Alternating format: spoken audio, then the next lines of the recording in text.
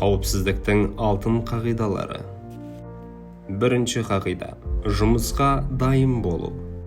Арнайы жұмыс түрлерін басар алдында барлық қауіпсіздік мәселелерін қарау және тәуекелдерге бағалау жүргізу қажет. Екінші қағида. Электр қондырғыларында жұмыс жүргізген кездегі электр қауіпсіздігі. Рұқсат жүктелім өкім рәсімдемей жұмысты бастамаңыз. Үшінші қағида. Биіктегі жұмыс. Биіктікте жұмыс істеген кезде құлаудан қорғануға арналған шараларды қолдану қажет.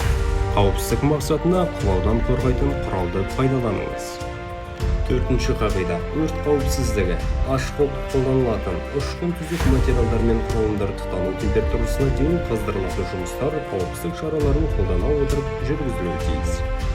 Бесінші қағида. Тұйық кеңістіктегі жұмыстар және жердегі жұмыстар.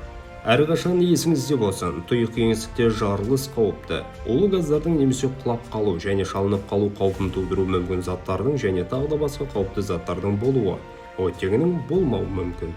Алтыншы қағида. Жолда жүрген уақыттағы қауіпсіздік. Көлік құралдарын жүргізген уақытта қауіпсіздік туралы әрқашан естеріңізде болсын.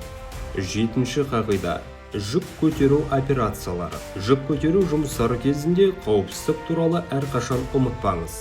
Бұл жұмыстар жарақат алу қаупін туындатуы мүмкін қауіп көздері болып табылады.